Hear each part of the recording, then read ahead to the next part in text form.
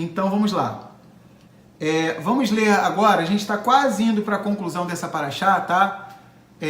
Devarim, Deuteronômio 1:37, diz assim, tá? Então aqui, nesse capítulo 1, Moisés está lembrando várias coisas sobre o nosso povo, tá?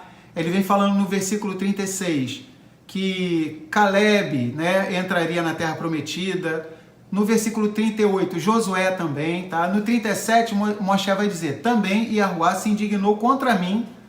Preste atenção aqui agora, tá? Também Yahuá se indignou contra mim por causa de vós, dizendo, também tu lá não entrarás. Olha que coisa interessante. Então, diversas vezes, tá? Aí a gente vai lá em Deuteronômio 3:26, tá? 3:26, a gente vai ver a mesma coisa, tá? Moshe diz assim, e Yahuá indignou-se muito contra mim, por causa de vós, e não me ouviu. Antes Yahuá me disse, basta, não me fales mais neste negócio, tá? Ou seja, tá? Quem quiser anotar as outras referências, tá? Esse episódio aí que Moshe foi impedido de entrar na Terra Prometida, tá em Números 20, do 7 até o 13, tá? E inúmeros textos, Moshe deixa claro que o povo cooperou com o pecado dele, tá? Deuteronômio 4:21 também, olha que coisa interessante, tá? Também Yahuá se indignou contra mim por causa das vossas palavras e jurou que eu não atravessaria o Jordão e que não entraria na boa terra que Yahuá, teu Elohim, te dará por herança, tá? No Salmo 106, versículos 32 e 33, vai falar a mesma coisa, que o povo induziu Moshe a estar pecando, ou seja, então mesmo gigantes espirituais como Moshe, tá? Eles são passíveis de serem induzidos ao erro, tá? Pelo povo, tá? Lembrar que Moshe também era um homem pecador, assim como nós. Lá em Tiago, capítulo 5, diz que Elias, tá? O profeta de fogo, ele era um homem o quê? Sujeito às mesmas paixões que nós, tá? Ou seja, não existe esse negócio de ser o super, tá? Nós somos pecadores, tá? Ou seja, então mesmo com tanta elevação espiritual, o povo, de uma certa maneira, irritou tanto o espírito de Moisés e Arão, tá? Que Moshe feriu a rocha, tá? Ao invés de falar com a rocha. Aharon não exortou seu irmão, tá? E por conta disso, eles foram impedidos de entrar na terra prometida, tá? Ou seja, claro que a responsabilidade primeira foi de Moisés e Arão, a quem muito é dado, muito será cobrado. Mas que a gente venha prestar atenção para que a gente não venha induzir as pessoas a estarem cometendo erros, tá bom? Ou seja, o povo não respeitou a dor, tá? O luto que Moisés e Arão estavam passando por eles terem perdido a irmãzinha deles, tá? Miriam, tá? E o povo só ficou preocupado com o seu anseio, tá? Que estava com sede, tá bom? Não justifica o que Moisés e Arão fizeram, tá? Mas a Torá deixa bem claro que o povo foi cúmplice nesse pecado de Moisés, tá? E de Arão, tá? De ferir a rocha, tá bom? Então vamos lá. A gente vai estar prosseguindo, tá? Então vamos lá. No início da paraxá a gente estava falando que a palavra devarim, tá? É a mesma palavra de abelhas, tá? Abelhas, tá? Em hebraico é devorim, mas escreve do mesmo jeito, tá bom? Devorar, né? Devorar, tá? Por exemplo, na forma singular feminina, devorar. Então aquela juíza de Israel que aparece lá no livro de Shoftim, Juízes, em português Débora, em hebraico é devorar, tá? Ou seja, devorar, tá? Então essa juíza de Israel, o nome dela significa abelha, tá? Então esse nome Débora, que existe em português aí, essa forma portuguesada, significa abelha.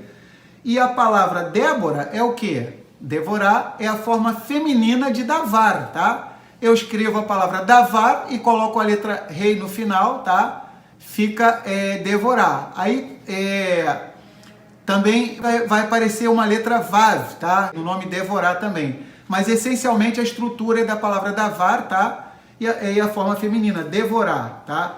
Ou seja, então Débora, abelha e palavra estão totalmente interligadas. Curiosamente, os cientistas descobriram que se não tiver abelha, pouco tempo atrás passou um desenho, acho que alguns anos atrás, que mostrou a importância das abelhas, não foi? B-Move, né? B-Move. Ou seja, olha que coisa interessante, tá? Parece que se não tiver abelha, a manutenção da vida aqui no planeta Terra fica complicada. Então talvez alguém vai pensar, poxa, por causa de um bichinho tão pequenininho, abelha, Então, que a gente nunca venha maltratar gratuitamente uma abelha, tá? Se alguma abelha entrar na nossa casa, tá?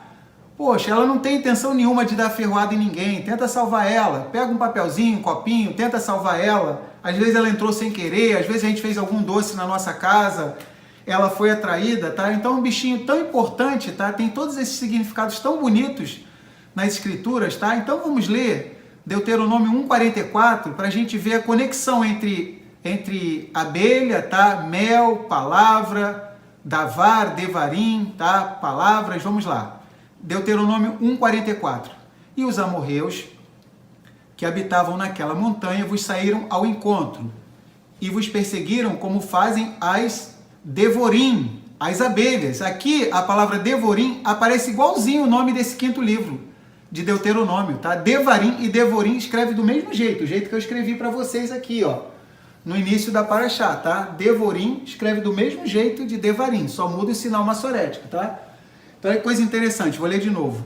E os amorreus que habitavam naquela montanha vos saíram ao encontro e vos perseguiram como fazem as devorim, as abelhas, e vos derrotaram desde Seir até Horma.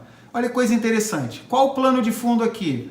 O Criador tinha falado para os espias irem analisar a terra, eles trouxeram um mau relato.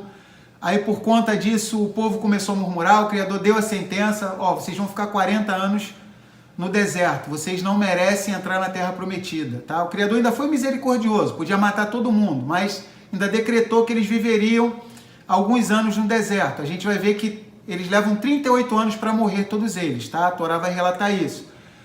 E o Criador bate o martelo, vocês não vão entrar, tá? Aí igual uma criança, vocês sabem aquela criança que o pai e a mãe falam assim, olha, come essa comida. Aí a criança vai e não come, tá? A criança não come. Aí o pai e a mãe falam assim, ó, só por causa disso você não vai comer. Aí a criança, só de teimosia, ela quer comer. Vocês já devem ter visto isso, tá? Ou seja, tem criança que faz assim, quando o pai fala para fazer a coisa não faz, e quando não é para fazer, que quer fazer. O nosso povo agiu da mesma maneira. Quando era para entrar, falou mal da terra. Aí quando o Criador falou, não vai entrar, eles se animaram todos, se armaram e foram lá querer expulsar os moradores da terra. E Moisés, vou falar com as minhas palavras, falou, ó, não vai não, vocês vão quebrar a cara, vocês vão se dar mal, tá? Vou falar com as minhas palavras, vocês estão indo pela conta e risco de vocês, o Criador não está com vocês, tá? Mas basicamente foi isso que Moisés falou. E por conta deles irem temerariamente, pela sua vaidade, ou seja, o Criador tinha falado que era para ir, eles não foram. Agora que o Criador proibiu, eles querem ir, poxa, é o cúmulo da teimosia. O que aconteceu? Os inimigos vieram perseguindo eles como abelhas. Então, qual a conclusão que os nossos sábios chegam em Israel, tá? Tanto devarim, tá, que é Deuteronômio, palavras, quanto devorim, abelhas, se escreve do mesmo jeito, tá? Conclusão, vamos abrir, antes da conclusão, tá? Vamos abrir no Salmo 19, tá? Para vocês entenderem melhor, tá? Salmo 19, tá bom? Do 8 até o 10, tá? E nas Bíblias cristãs, tá? Do Salmo 19, do 8 até o 11, e nas Bíblias cristãs do 7 até o 10, tá? Vamos lá, Salmo 19, tá bom? Vamos lá, Salmo 19, vamos ler, olha que coisa interessante, tá? Vamos lá. A Torá de Yahuá é perfeita e restaura a alma. O testemunho de Yahuá é fiel e dá sabedoria aos simples. Os preceitos de Yahuá são retos e alegram o coração. O mandamento de Yahuá é puro e ilumina os olhos. O temor de Yahuá é limpo e permanece eternamente. Os juízos de Yahuá são verdadeiros e justos juntamente. São mais desejáveis do que o ouro, sim, do que muito ouro fino, e mais doces do que o mel e o gotejar dos favos de mel. Olha que coisa interessante, tá? Então o salmista compara a Torá, tá, ao que sai de dentro da boca da abelha, tá? Ou seja, curiosamente o mel de abelha, tá? Não fiquem escandalizados, vou falar de uma maneira grotesca, tá? O mel de abelha é como se fosse, tá, um vômito da abelha. Olha que coisa interessante, olha que revelação maravilhosa, mas não tem problema, a gente pode comer à vontade, tá? É kosher, tá bom? Olha que coisa interessante. Então, esse bichinho que está tão conectado com palavra, o que sai da boca da abelha é algo delicioso, E assim devem ser as palavras que saem da nossa boca, tá? Então, olha só, vamos agora no Salmo 119, versículo 3, tá? A gente estava no Salmo 19, agora o Salmo 119, a gente está quase concluindo a paraxá, tá? Salmo 119, versículo 103, diz assim: Ó, quão doces são as tuas palavras ao meu paladar, são mais doces do que o mel à minha boca. Olha que coisa interessante, tá? Então, qual a conclusão que se chega em Israel, tá? Para quem ouve as palavras da Torá, tá? Nós vamos receber o quê? Das abelhas. Nós vamos receber o quê? O mel das abelhas, tá? Se eu e cada um de vocês formos obedientes à Torá, tá? O que nós vamos receber das abelhas, tá? Vamos receber o mel das abelhas, virá doçura sobre nossas vidas, tá? Porém, se nós não ouvirmos as palavras da Torá, tá? Qual a parte da abelha que virá sobre nós, tá? O ferrão, ou seja, picadas de abelhas. Então não é à toa que esse bichinho está tão conectado com o livro de Deuteronômio, tá? Abelha, tá? Ou seja, devorar, tá? Devorim, abelhas. Então, se temos tomado muita ferroada na nossa vida, tá? Então que venhamos estar em oração, tá? Poxa, ao invés de doçura, tá vindo ferroada, então que a gente venha estar mudando o nosso procedimento para que ao invés do ferrão da abelha, a gente venha desfrutar do quê? Do mel das abelhas, tá bom? Então vamos lá.